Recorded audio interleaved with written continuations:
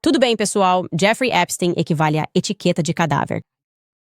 Aparentemente, essa foi a mensagem que um jornalista recebeu quando começou a investigar Jeffrey Epstein nos anos 90. Eu vou contar tudo isso para vocês. E talvez esse seja o verdadeiro motivo pelo qual o presidente Donald Trump está realmente assustado. Foi isso que um cara ficou sabendo. E estamos começando a olhar em volta, analisando a narrativa, e algo não está batendo. O que precisamos fazer é voltar no tempo, certo? Nós realmente precisamos voltar para os anos 90 para entender toda a história de Epstein? Então vamos fazer isso. Bem-vindos de volta aos arquivos Epstein.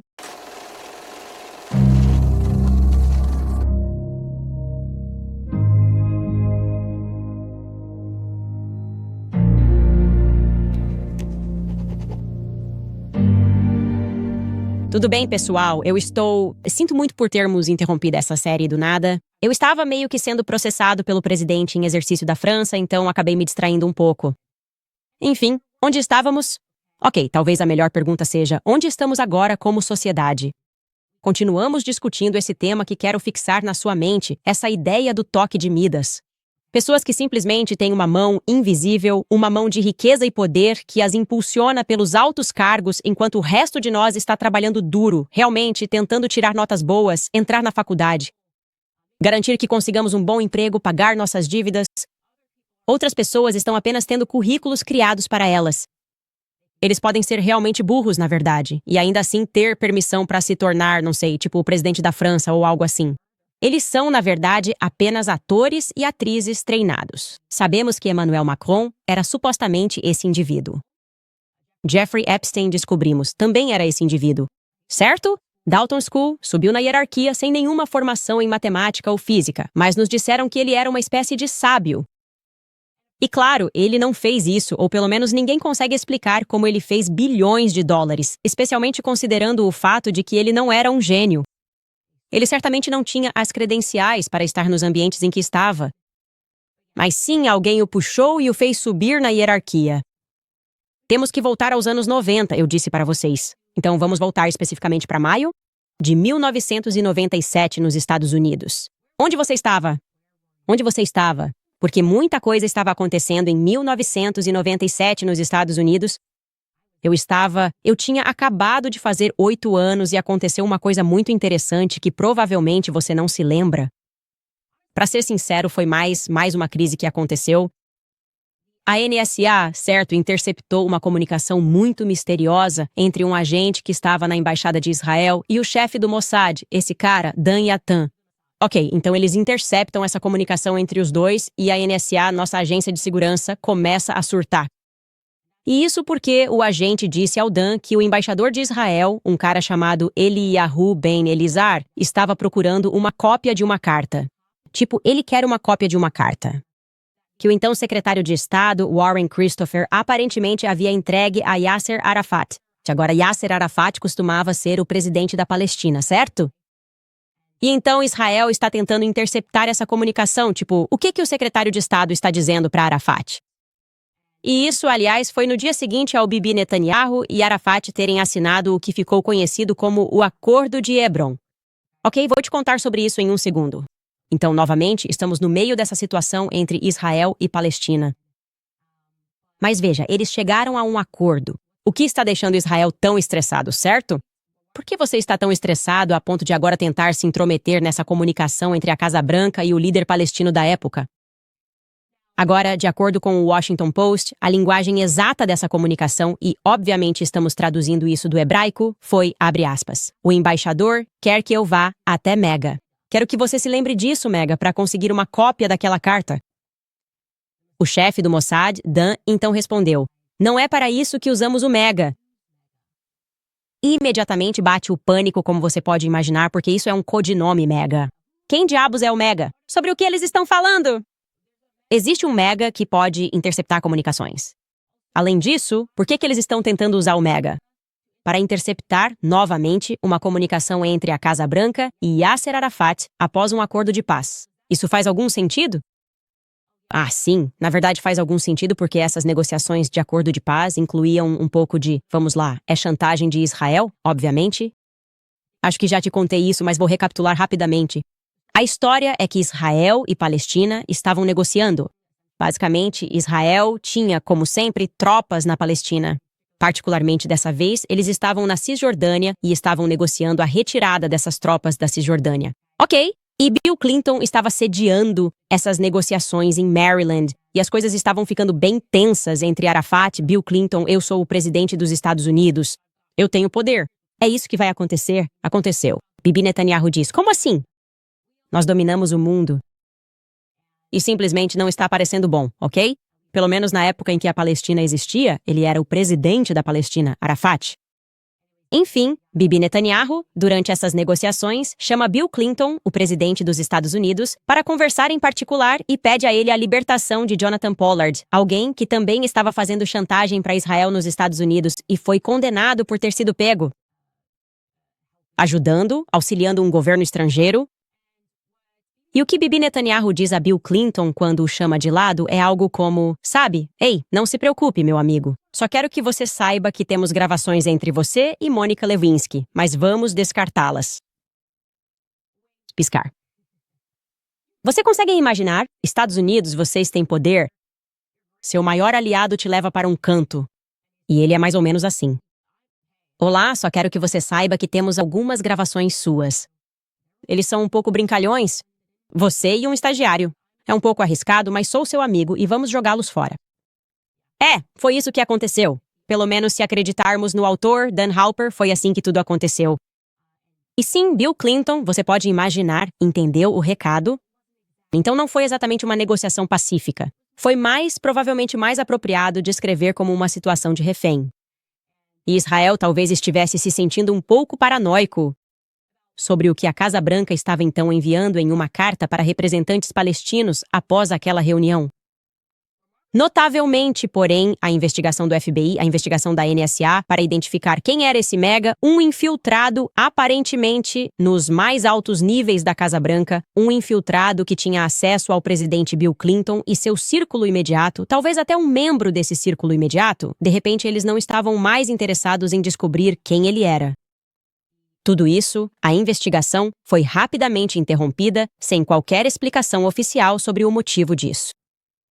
Agora, 2 anos depois, o autor Gordon Thomas explicaria o verdadeiro motivo pelo qual eles pararam de investigar o Mega.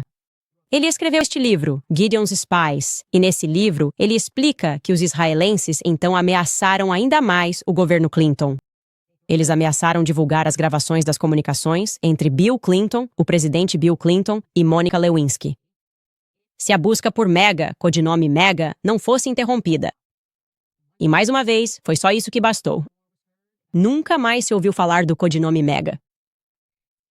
Agora, apenas 1 ano após esse pânico da NSA, em maio de 1998, o Wall Street Journal publica um artigo muito interessante. Foi publicado pela jornalista Lisa Miller e tinha o título Titãs da Indústria se unem para trabalhar com a filantropia judaica.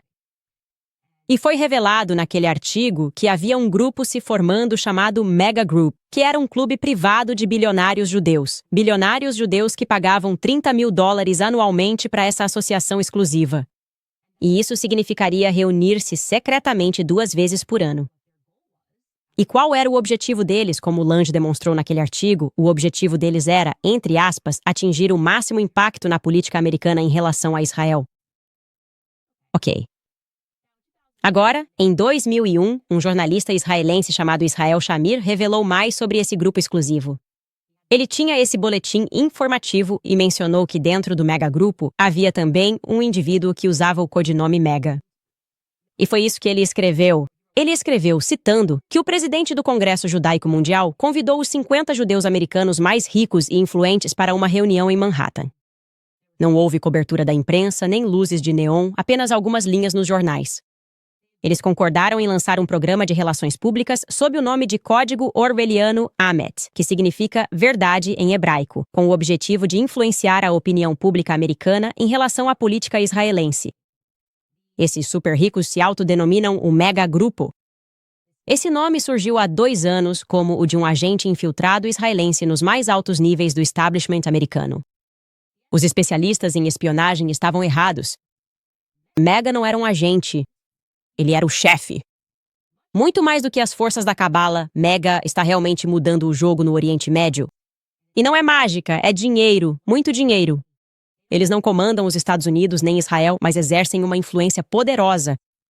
Cerca de 50 multibilionários unidos em uma única rede representam uma força real no mundo, ele concluiu. Agora, fica ainda mais interessante quando você descobre que o Grupo Mega foi fundado por um chefe. Por 2 homens. Um desses homens era Edgar Bronfman. Para aqueles que ainda não assistiram ao início desta série sobre Jeffrey Epstein, por favor, voltem e assistam ao primeiro episódio. Resumindo rapidamente, Edgar Bronfman, esse nome continua aparecendo. Ele foi o cara com quem Epstein trabalhou em uma transação bancária misteriosa que foi sinalizada pela SEC antes da empresa bancária falir. Bronfman também era o homem que descobrimos ser o presidente do Congresso Judaico Mundial e que estava trabalhando com Robert Maxwell para negociar um refusenik. Basicamente, eles estavam tentando fazer com que o governo russo permitisse que judeus russos emigrassem para Israel e vivessem lá. Por isso foi chamado de crise dos refuseniks, porque a princípio o governo russo se recusava a permitir isso. E então, de repente, ele disse: "Ok, tudo bem, vocês podem ir para Israel." Provavelmente um pouco de dinheiro, ou melhor, muito dinheiro fez isso acontecer. Enfim, voltando ao Mega Group. O outro cofundador desse grupo era Les Wexner. Sim, Les Wexner, a chave para a fortuna de Epstein. Nós sabemos sobre Les Wexner. O que me traz de volta a Monica Lewinsky, o escândalo Monica Lewinsky. Alguns detalhes que talvez tenham passado despercebidos porque o que você realmente lembra sobre esse escândalo. Para mim, pessoalmente, há momentos que ficam meio que gravados na memória.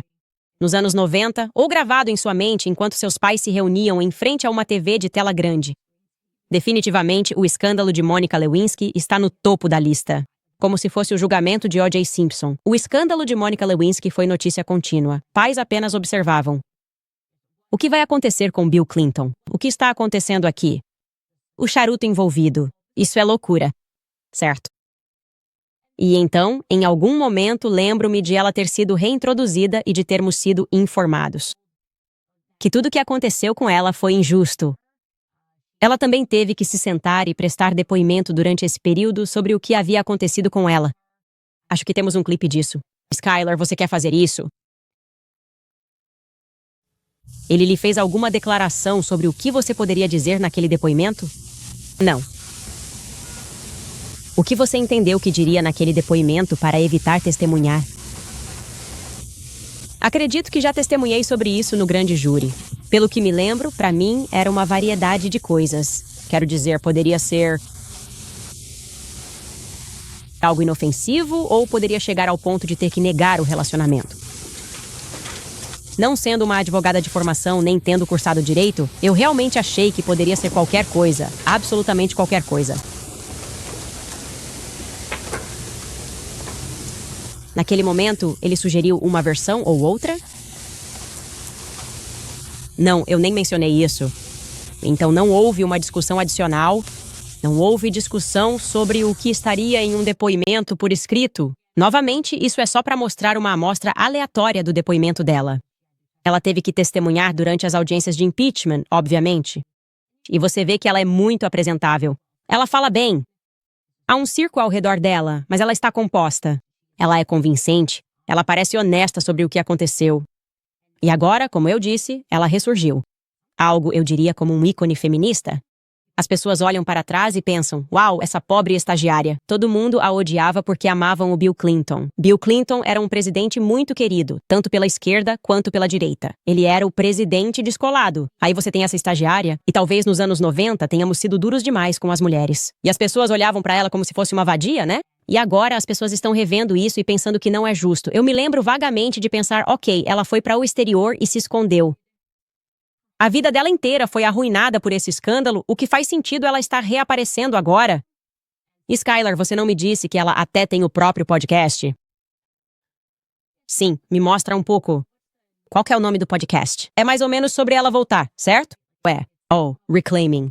Que marca boa? Que nome bom. Reivindicando com Monica Lewinsky. Você sabe que sente isso agora. Você pensa, garota, sim, reivindique seu nome. Recupere seu nome, Mônica. Como saíram? Eles fizeram muita sujeira com você. Isso não é justo com você.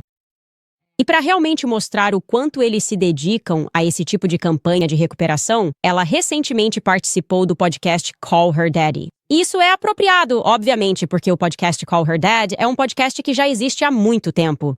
Podcast. É tudo sobre mulheres, sexo, muitos parceiros e ser, você sabe, poderosas em suas habilidades sexuais.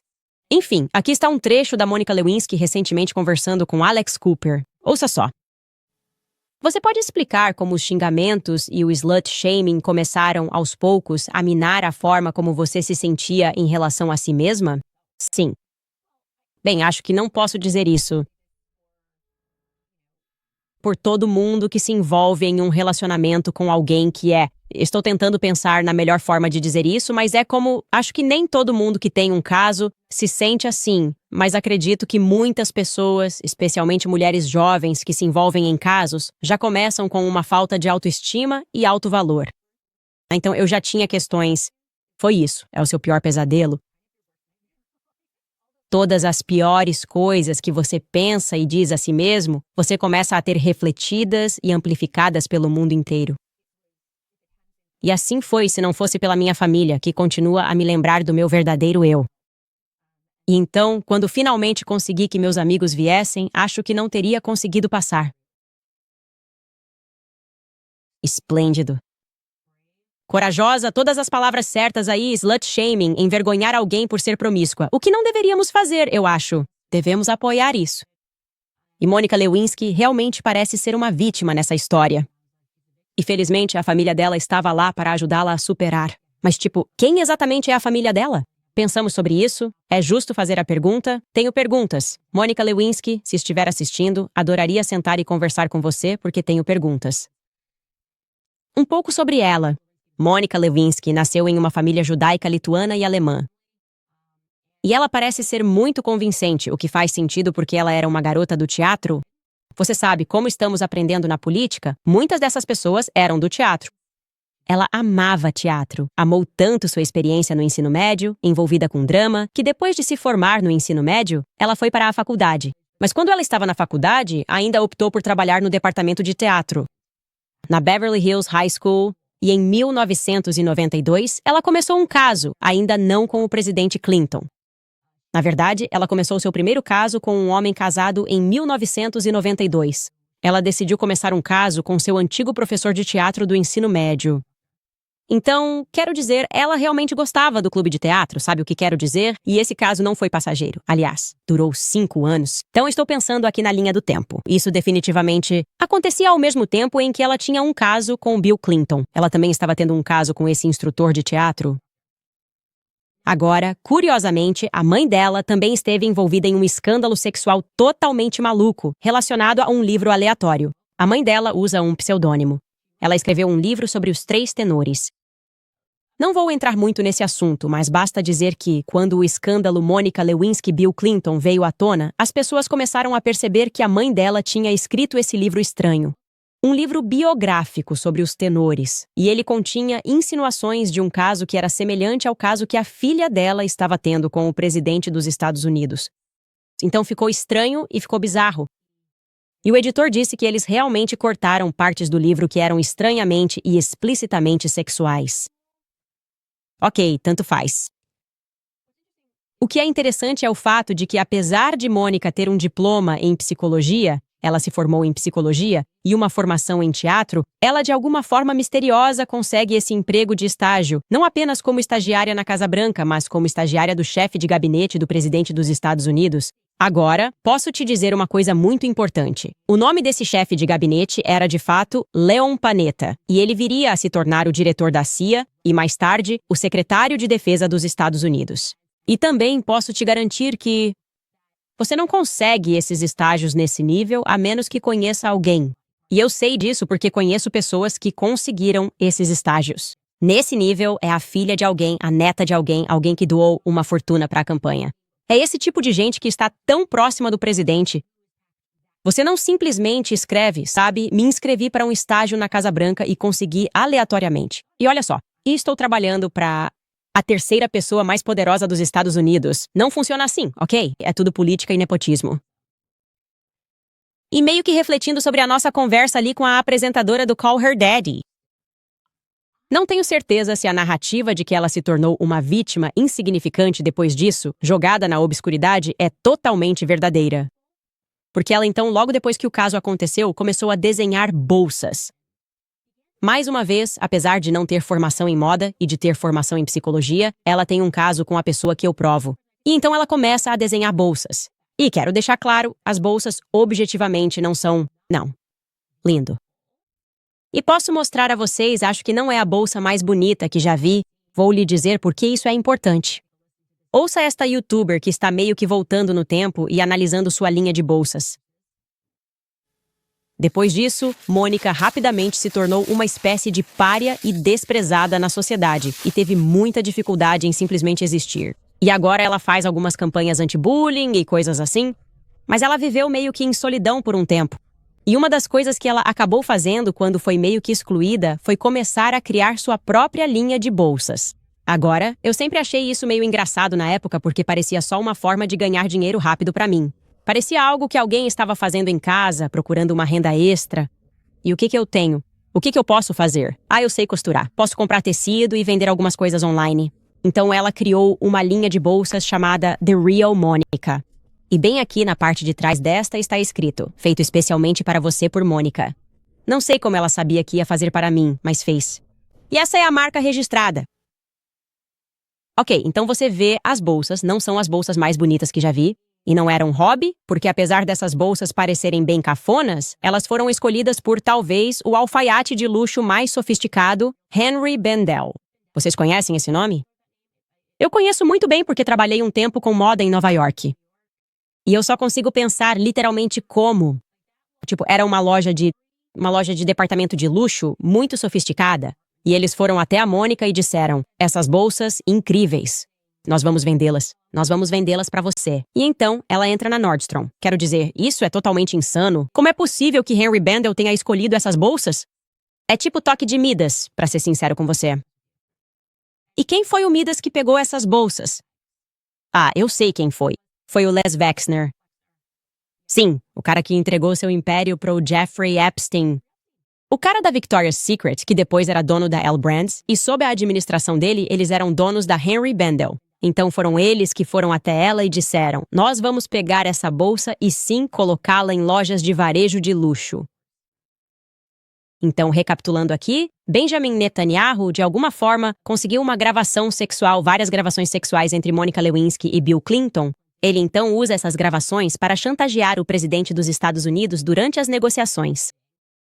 E então, acontece que a pessoa que aparecia, a mulher que aparecia nessas fitas, consegue um emprego desenhando bolsas que são escolhidas por uma loja de luxo, de uma empresa que estava sendo controlada, na verdade, por Jeffrey Epstein, porque era ele quem controlava naquela época. Ele entregou as chaves para Jeffrey Epstein, que por acaso estava no ramo de chantagear políticos. Sim, quem era Mega? Que tinha proximidade com Bill Clinton? Agora, um pouco mais sobre Les Wexner. Assim como Jeffrey Epstein, sua ascensão também é envolta em mistério financeiro, algumas mortes em momentos inoportunos. Na verdade, havia um jornalista, Robert Fetrakis, que estava investigando Wexner e ele explicou, abre aspas, quando relatei sobre sua conexão com Jeffrey Epstein no final dos anos 1990, recebi uma carta de um certo Skyhawk, que simplesmente escreveu, Jeffrey Epstein igual a etiqueta de cadáver. É etiqueta de cadáver. Coloque no seu dedo do pé. Quando você morrer, você vai morrer se investigar Jeffrey Epstein. Devo me preocupar? Ok, vamos passar para alguns patrocinadores e já voltamos para contar um pouco mais sobre Les Wexner. Primeiro, vou falar para vocês sobre a Preborn, porque já disse antes e vou dizer de novo. Eu sou pró-vida. Isso significa que eu apoio as mães antes do bebê nascer e também muito depois do bebê nascer.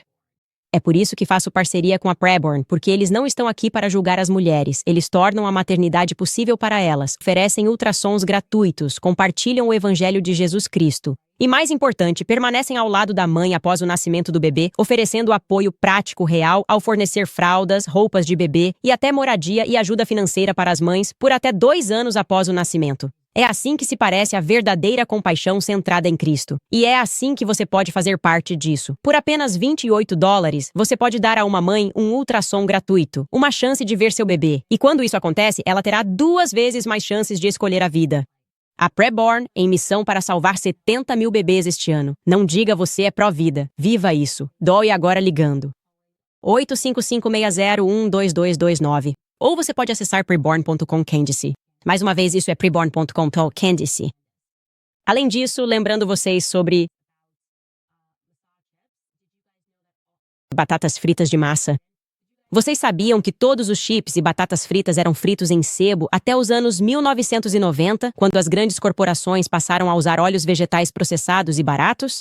Hoje em dia, os óleos vegetais representam até 20% das calorias diárias do americano médio. E estudos recentes associaram os óleos vegetais a problemas metabólicos e inflamação no corpo. A Masa decidiu fazer algo a respeito disso. Eles criaram um delicioso chip de tortilha com apenas 3 ingredientes: milho orgânico, sal marinho e sebo de boi 100% alimentado a pasto. Esses chips não só evitam coisas ruins, têm um sabor incrível. O Tim e eu não conseguimos parar de comer. Temos eles por toda parte. Eles têm vários sabores diferentes, como os chips picantes de cabaneira. Eu amo tudo apimentado. Esses são meus favoritos. Em segundo lugar, chips originais de milho azul. Todo mundo adora os chips originais. Você deveria experimentar esses porque eles são saudáveis. Eles também são mais crocantes, mais saborosos e mais firmes do que outros chips, porque é isso que acontece quando se usa sebo de boi. Com a Masa, você vai se sentir satisfeito, leve e cheio de energia. Não vai ter aquela queda, inchaço ou sensação ruim de lentidão depois.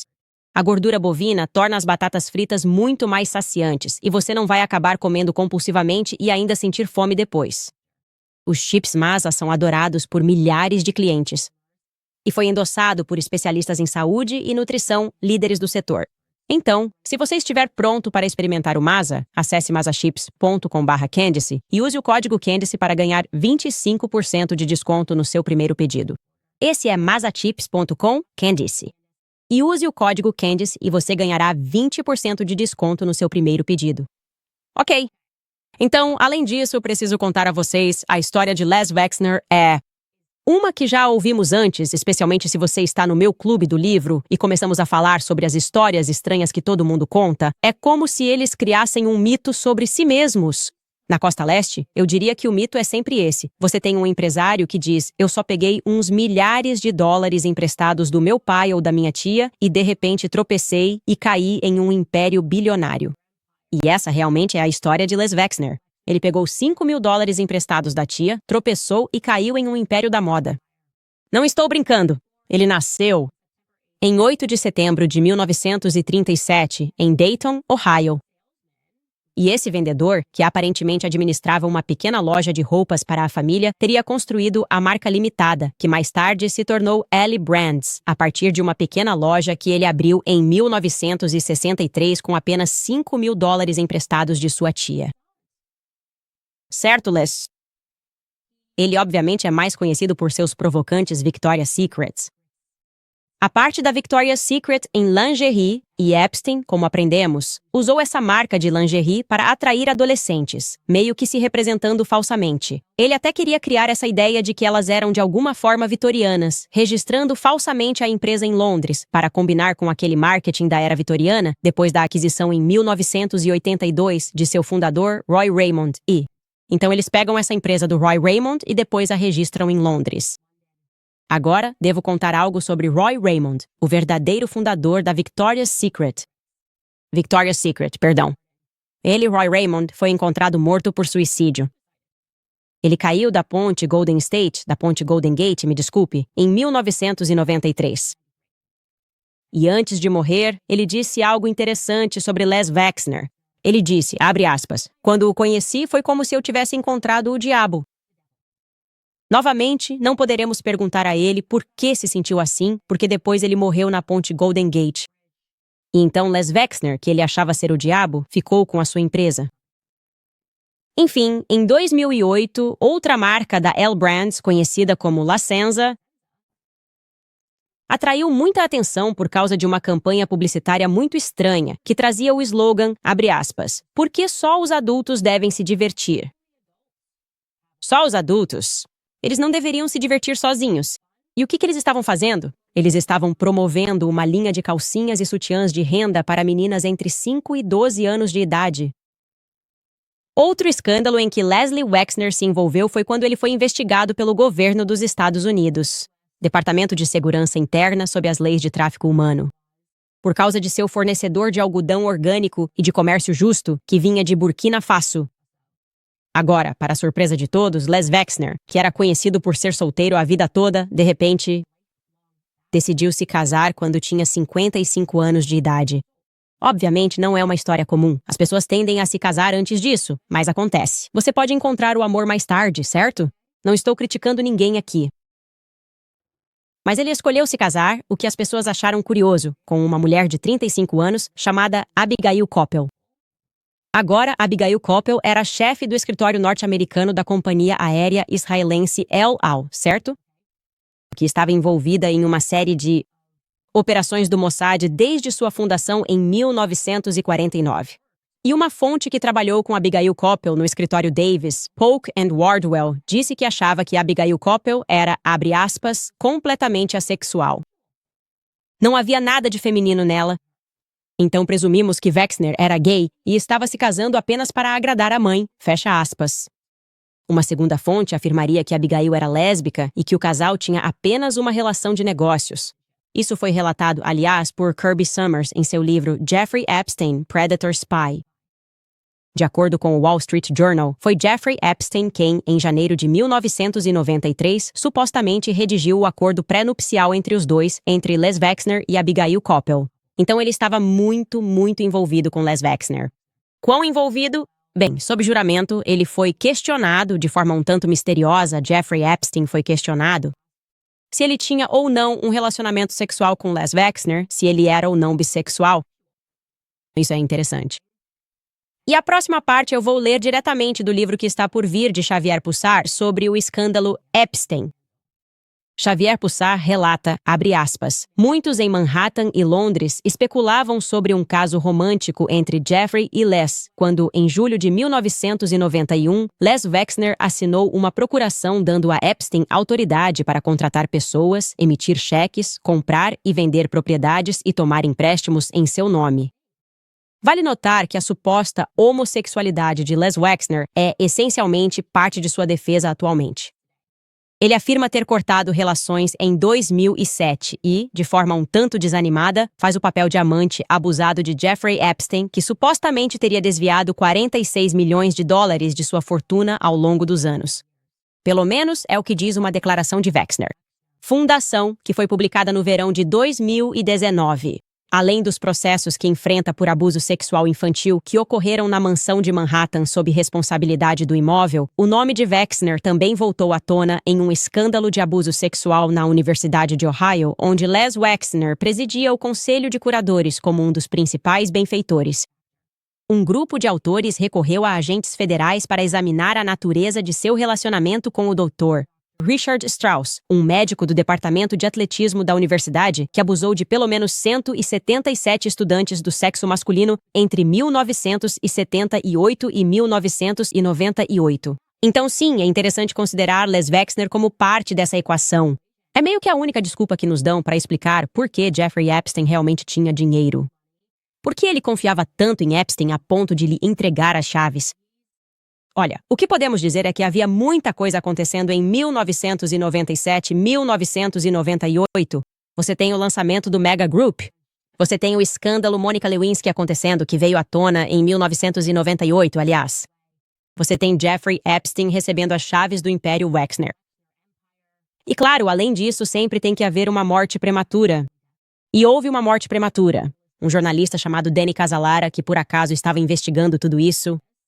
Na verdade, ele disse que estava investigando, e cito, uma conspiração internacional que envolvia um software de computador, conhecido como Inslaw, e o caso Irã-Contras. Mas antes que pudéssemos descobrir do que ele estava falando, antes que ele pudesse publicar a investigação, Danny morreu afogado acidental. De novo. Oportuno, nunca saberemos do que ele estava falando. Mas provavelmente há muito mais que eu poderia lhe contar sobre esse programa de software, e eu vou te contar sobre isso. Mas é um bom lugar para pararmos hoje em relação a Jeffrey Epstein, porque é simplesmente chocante. Isso faz você dizer, ok, estamos sendo duros demais com o presidente Trump ao exigir os arquivos de Epstein? Para aqueles de nós que nem têm certeza se Epstein está morto ou não. E quanto mais você aprende sobre o escândalo Epstein e o que sabemos sobre Bibi Netanyahu e o que ele está fazendo e não sentindo nada pelos palestinos, tipo, será que Trump está apenas apavorado pela própria vida? Será que ele não fazia ideia do que estava se metendo quando decidiu que queria ser presidente dos Estados Unidos? Será que ele não fazia ideia? Será que Bill Clinton não deu nenhum aviso pra ele, tipo, olha, não tenho tanta certeza de que você tem algum poder? E é melhor você tomar muito cuidado com quais estagiários estão sendo contratados e quais são as conexões deles. Será que Donald Trump cometeu o mesmo erro que todos nós cometemos ao crescer, acreditando que vivíamos em uma república, uma democracia, acreditando que nós elegíamos políticos que tinham poder de verdade, sem fazer ideia de que existia essa mão invisível que vive se envolvendo em escândalos de chantagem e depois olha para a nossa cara e diz, não tem nada para ver aqui. Continue andando, seu pequeno antissemita. Você só continue andando, seu pequeno antissemita. Aliás, como previmos, Trump, eles meio que fizeram um barulho e disseram, vamos exigir, Pam Bondi. Vamos exigir que Nova York revele o depoimento do grande júri. Nós dissemos para vocês que isso era, obviamente, um grande nada, o depoimento do grande júri no caso da Ghislaine Maxwell.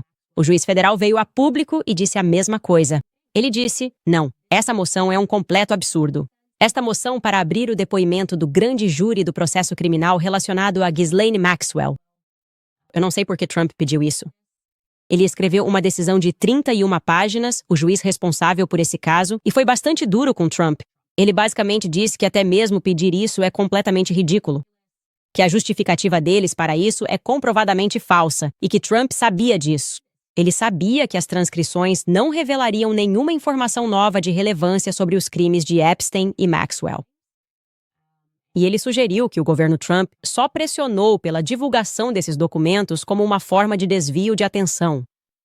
Tipo, olha, estamos fazendo algo, mas na verdade não estamos fazendo nada. E foi isso que dissemos, certo? Nós dissemos para vocês que era exatamente isso que estava acontecendo, que toda essa premissa era só para esperar que nós já superamos isso. Novamente, vou fazer a pergunta. Vocês acham que estamos sendo duros demais nesse assunto e que Trump está apavorado? Olhando para vocês, vendo o que pensam, posso dizer o que eu acho. Eu acho que ele está apavorado.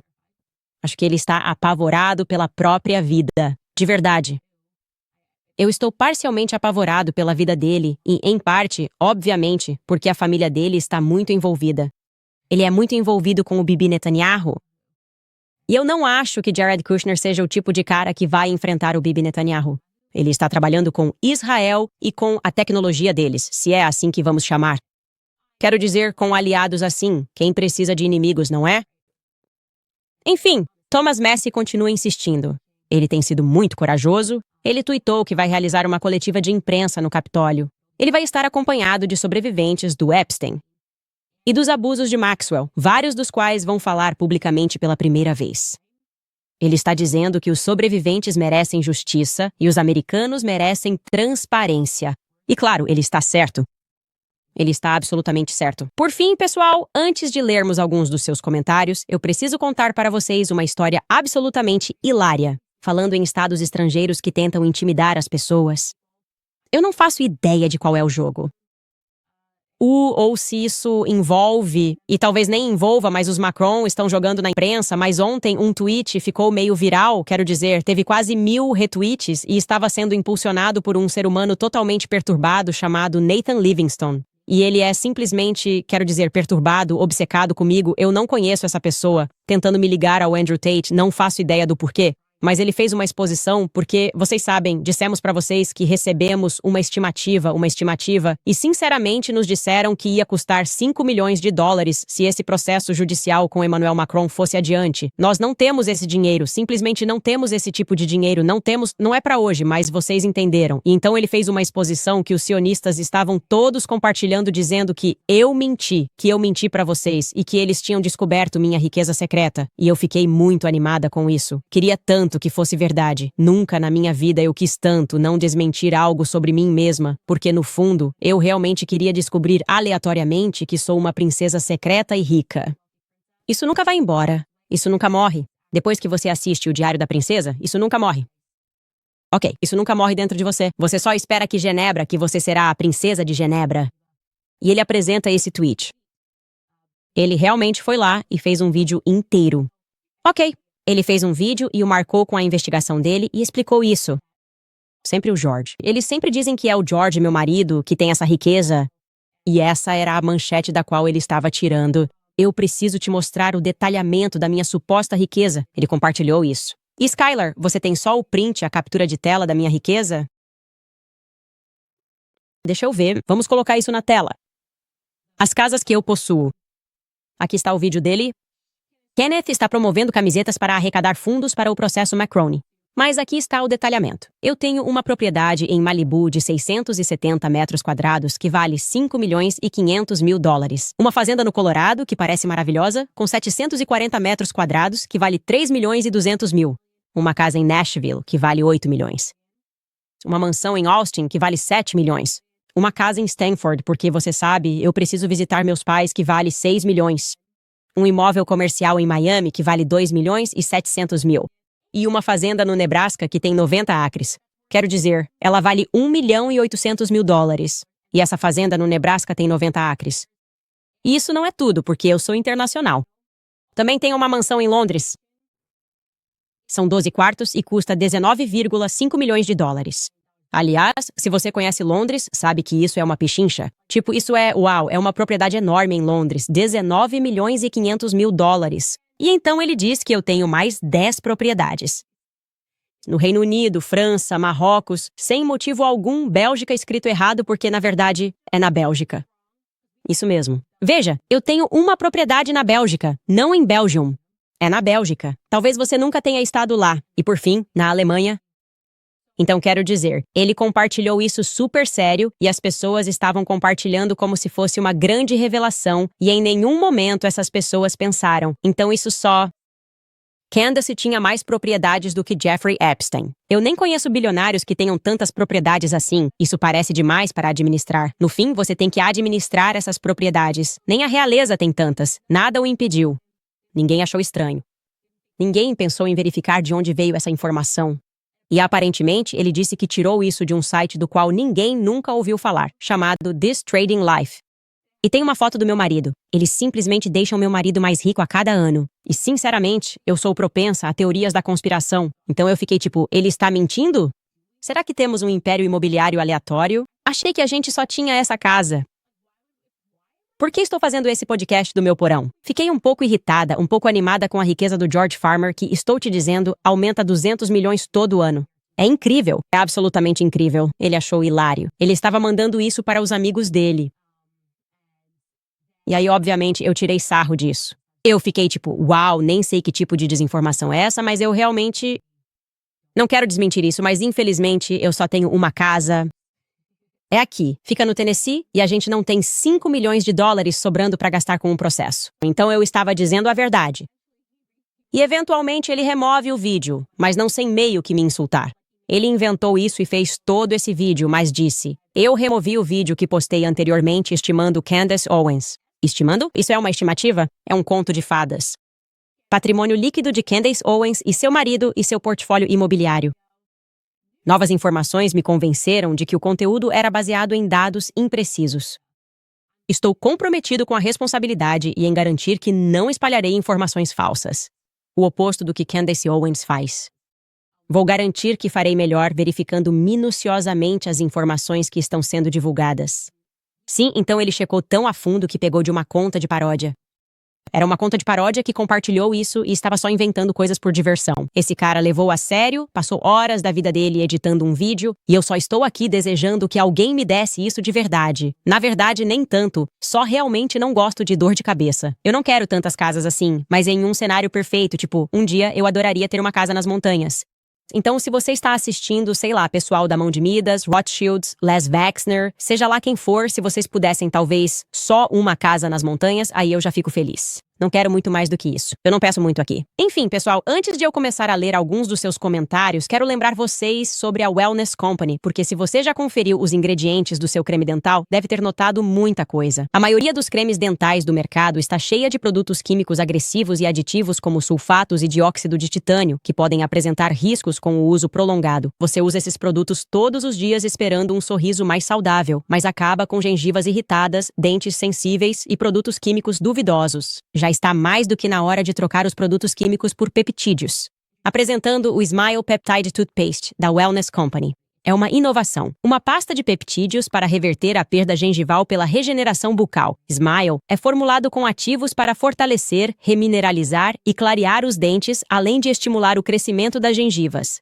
Então, se você está pronto para conquistar uma boca realmente saudável sem flúor, o que é importante, acesse twc.health.candice, use o código Candice e você terá 15% de desconto mais frete grátis. Tome uma atitude hoje para um amanhã mais saudável em twc.health.candice e use o código Candice. Também quero lembrar vocês sobre a American Financing, porque os custos estão subindo em tudo. Gasolina, supermercado, consertos em casa. Se é proprietário de um imóvel, pensou em ligar para a American Financing, refinanciar e quitar a dívida do cartão de crédito. Talvez tenha ficado em dúvida por aproveitar uma taxa de hipoteca baixa. A realidade é que essa taxa baixa não faz economizar nada se está afundado em juros de cartão de crédito de 25% ou mais. Essa é a conta que a maioria das pessoas não quer encarar, mas está te custando milhares de reais. Aqui está a verdade. Se você paga apenas o mínimo, essa dívida te acompanhará por anos. Por isso, pessoas ligam para American Financing, pois economizam em média $800 por mês ao usar o patrimônio do imóvel para se livrar das dívidas de cartão de crédito. Descubra economizar, sem taxas. Não há pressão, não custa nada para você descobrir o que você economizar todo mês. Se começar hoje, adiará 2 pagamentos da hipoteca. Ligue para a American Financing hoje. O número é 8007951210. Novamente, 8007951210, ou você pode simplesmente visitar americanfinancing.net Candace. Sinto muito, americanfinancing.net Owens. Mais uma vez, americanfinancing.net X Owens. Tudo bem, pessoal? Vamos analisar alguns dos seus comentários. Quero lembrar a vocês que se inscreveram para um Tiro no Escuro, que acabamos de lançar outro episódio de Tiro no Escuro. Desta vez é sobre o DU. Louco! A história do DU sem nenhuma razão envolve nazistas. Sem nenhuma razão envolve importar pessoas e médicos da Alemanha e Margaret Sanger. Sim, você entendeu. Você precisa conferir isso. Saiba mais sobre o DIU de cobre, a história trágica. Do DIU de cobre, mulheres, é muito importante porque eu sei que muitas mulheres usam o DIU de cobre porque acreditamos que nossos médicos não estão tentando nos prejudicar e que talvez eles pesquisariam razoavelmente a história. Assim, você não precisaria vir até a Candace Owens para saber a história do DIU. Mas não é o caso, porque as pessoas gostam de ganhar dinheiro e é disso que a Big Pharma se trata. Dê-nos dinheiro e nós o venderemos para pacientes que não sabem. Ok, vamos ver, entrando em alguns dos seus comentários. Quem temos? Primeiro, Will Wallace. $100, Will. Muito obrigado. Ele escreve, o canal mais quente do YouTube. Vamos! É por isso que eu amo Candace. Enquanto os haters odeiam, ela vem com recibos, nomes, referências, horários e lugares. Dizem que você pode levar um cavalo até a água, mas não pode obrigá-lo a beber. Acordem, pessoal. Eu adoro isso. Concordo plenamente com você que as pessoas precisam acordar. Estamos lhe dando todas as informações. Na verdade, não estamos confiando em um site de negociação aleatório. Tentamos pesquisar o máximo possível. Não somos perfeitos, mas estamos tentando e passamos muito tempo pesquisando todos os dias. A senhorita Mary Mack escreve JD. Vance é o Woodrow Wilson do nosso tempo. Nunca vence. Na verdade, falamos sobre J.D. Vance logo quando se tornou vice-presidente ou quando Trump anunciou que queria ser vice-presidente. Mark imediatamente pensou, você tem que dar uma olhada nesse cara. Ele tem uma história interessante. Tento evitar julgar alguém completamente até conhecê-lo. Acho que isso levanta suspeitas sobre seu passado. Mas sabe, até que você possa sentar e fazer perguntas, provavelmente não deveríamos montar um quadro completo. E eu já disse que sentaria com J.D. Vance sem pensar 2 vezes. Ele se apresenta muito bem. Ele também é católico, mas eu definitivamente tenho algumas perguntas sobre, sabe, como ele conseguiu o acordo com a Netflix e coisas desse tipo? Você pode voltar e encontrar esse episódio. Acho que foi talvez bem na época em que foi anunciado que ele seria o candidato a vice-presidente. Talvez tenha sido alguns episódios depois. Endless Love escreve, a Alemanha também está sempre aqui ouvindo. Já que você falou sobre Freud, consideraria investigar a história do TDAH? É real? Segundo algumas fontes, a medicação para crianças é semelhante à cocaína. É mais parecido com metanfetamina.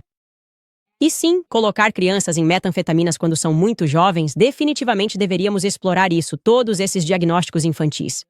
Sinceramente, a parte mais louca disso é dizer que seu filho não está prestando atenção na escola, não está ficando quieto. Seu filho de 5 anos não está ficando quieto, então ele tem transtorno de déficit de atenção e hiperatividade? Isso é tipo uma palavra chique para dizer que ele é uma criança de 5 anos? Eu não entendo. Você sabe quanta energia os meninos têm? É uma loucura. Eu costumava ser babá de uma família e ela tinha um filho. O filho dela tinha 6 anos, a mãe.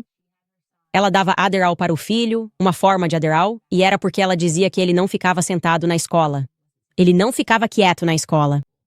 Eu só pensei, uau, eu acho, o que meninos de 6 anos realmente têm dificuldade em fazer, ficar sentados.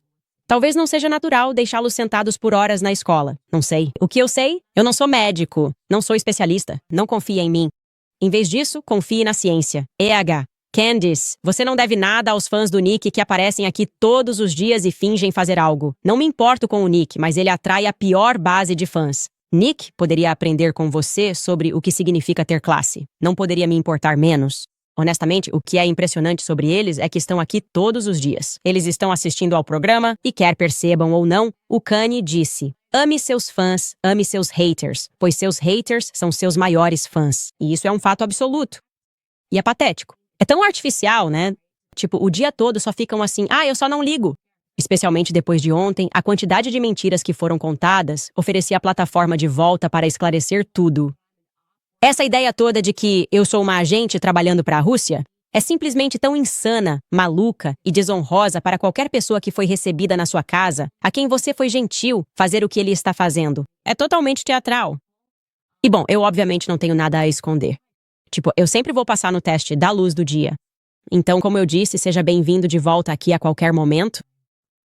Então Marzi escreve: oi Candice, entreviste Sonia Poulton. Se você quiser olhar os arquivos Epstein sob o ponto de vista do Reino Unido, ela investigou o príncipe Andrew e Jimmy Savile. É uma investigação assustadora e profunda. Espero que as crianças estejam bem. Você trabalha duro e nós agradecemos. As crianças ótimas. Sabe, sou muito abençoada com uma família linda, uma família saudável. E sim, é muita pesquisa e você não quer cometer nenhum erro porque muitas pessoas que estavam pesquisando, por isso essas séries demoram tanto tempo. É porque as pessoas que estavam pesquisando ainda estão vivas, sabe? E você pode ver que eles ficam esperando você cometer um erro para tentar te processar. Então você tem que checar os fatos, investigar tudo. Então estou checando os fatos dos checadores de fatos e trabalhando com Xavier Pussard, que realmente tem dedicado sua vida à história do Epstein nos últimos 10 anos, pelo menos. Esta e a história de Brigitte Macron têm corrido lado a lado desde que ele tinha sua publicação Fates and Documents. Então, sim, é muita coisa. Mas vale a pena, porque eu acho que todos nós estamos meio que despertando para o fato de que existe uma sociedade invisível que circula em torno da nossa sociedade, o que meio que nos torna escravos. Tipo, se eles sabem que seus filhos são, entre aspas, escolhidos e que não precisam fazer nada, eles simplesmente vão criar um currículo falso para eles e colocá-los no topo de todas essas empresas e nós vamos trabalhar para eles. Como se fôssemos os funcionários. Sim, é muito assustador considerar a Matrix e perceber que, como eles sempre gostam de dar pistas, seja em um livro ou em um filme, eles estão rindo de nós e querem que saibamos que eles estão totalmente no controle e que tudo ao seu redor é, na verdade, falso. E provavelmente gay. E é isso que parece? Enfim, essa última pessoa escreveu: eu adoro esse nome aqui, meu docinho. Deus te abençoe, Candice. Desejamos a você toda a riqueza e imóveis que puder administrar. Que Deus Todo-Poderoso proteja você e sua família. Você está abrindo os olhos de inúmeros conservadores. Obrigado por isso. Alguém deu $100 para me insultar. Isso eu gostaria de incentivar todos os dias. Quem quer que seja essa pessoa desconhecida, literalmente, o nome de usuário é desconhecido, que deu $100 para dizer: Nick Fuentes te derrotou. Você é bem-vindo de volta. Na verdade, acho que você deveria estar aqui todos os dias e escrever esse comentário por $100. Eu vou ler esse comentário todos os dias, contanto que você dê $100. Incrível. De qualquer forma, pessoal, vejo vocês amanhã. Vamos ter uma semana mais curta desta vez, porque é o aniversário de casamento meu e do meu marido. Então vamos passar um tempinho juntos, não muito longe, mas estaremos por perto. Animada com isso. Só alguns dias para nós mesmos. Nos vemos amanhã.